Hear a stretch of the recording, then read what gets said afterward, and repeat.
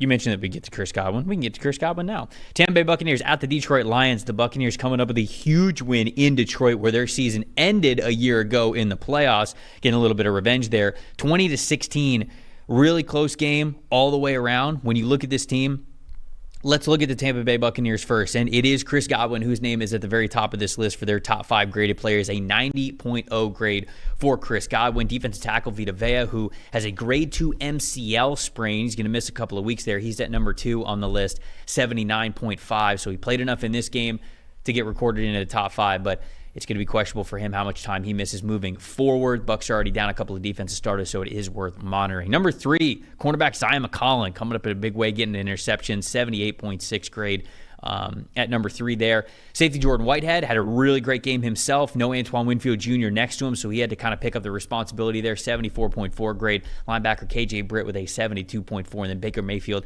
a 56.5. But honestly, it was kind of the Baker Mayfield experience where it was a lot of good, a lot of bad. But, man, those highs for Baker Mayfield were big-time moments for this. You come out of there with a win, it's a high. Yeah. I don't care. I mean, again, that's obviously a mediocre grade, but getting out of there, and he's gritty. I mean, is there a grittier player? No. At least quarterback, but is there a grittier player in the NFL right now than Baker Mayfield? No, he's as gritty as it gets. Just competing the same thing we just talked about with Minshew, but Mayfield, he just gives you everything he has, win or lose. It's incredible to watch, and the way they're synced up with this offense right now. I mean, look, the Bucs look like they can contend for a division title again. This is through 2 weeks. Is this better than they looked at any point last year? No, they look even more confident this year, even with some starters down. But okay, so for Detroit now, getting to their top 5s, edge rusher Aiden Hutchinson, he's at the top of the list, a 90.9 grade. Now, people might be wondering why this isn't a 99.9 because he had 4.5 sacks in this game. Well, the Bucs didn't have Luke Gedeke in this game, so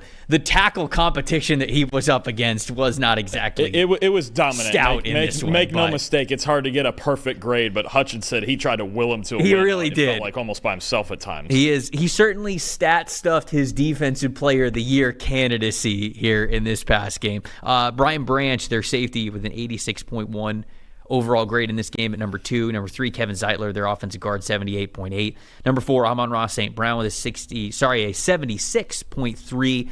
Ended up leaving the game on that final drive, but it looks like he's going to be okay long term.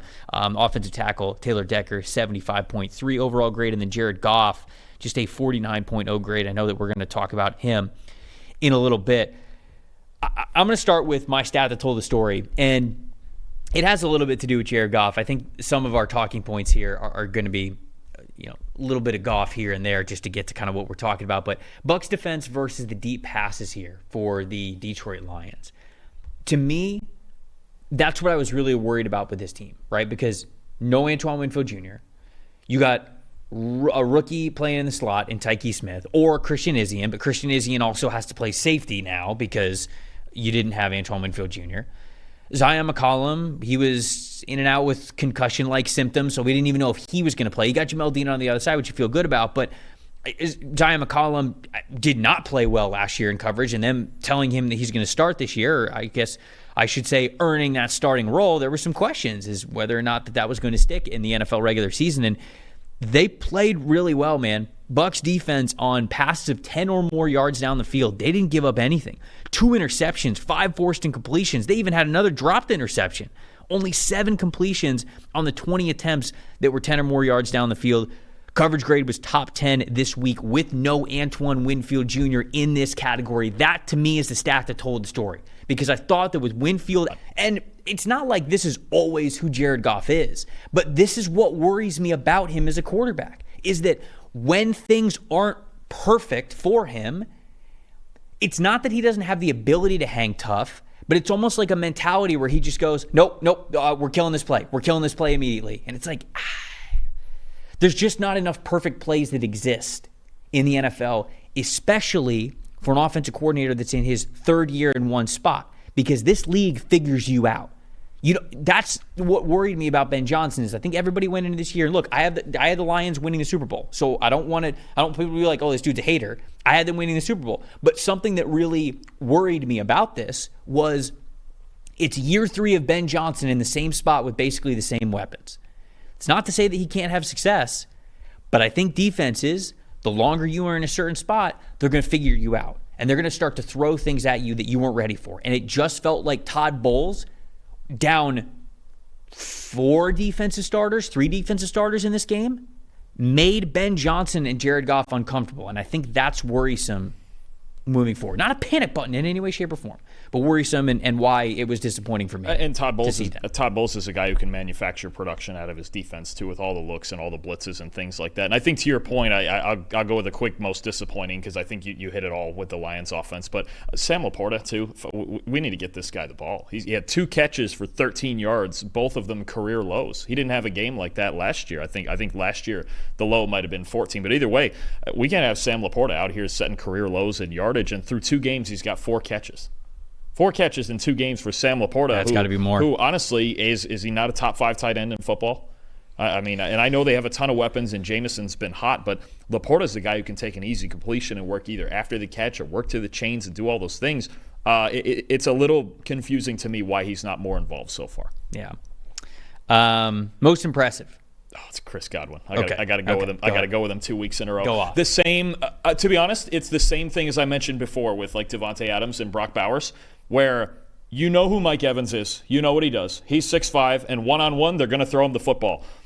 The hardest part of this offense, the same thing to defend, is Chris Godwin and even Jalen McMillan going in motion and creating weird matchups that you don't want pre-snap. And I'm talking like right as the snap is happening, essentially. There's exit motions, there's stuff coming across, there's stuff where it's bunched, but Chris Godwin right now is the biggest beneficiary, and he's making plays. The combination of Liam Cohen finding ways to get him open and then his natural ability taking over, he was really the only consistent threat for the Bucs in this game. 7 catches for 117 yards and 87.6 receiving grade. This is a very difficult offense right now to defend with Godwin playing like this. Yep. And Jalen McMillan is going to find more targets in future weeks because those 2 guys are very much involved in all of the motion and all of the pre-snap, the window dressing. And then you just have times when, look, they know when the adjustments are made and all of a sudden press man is coming.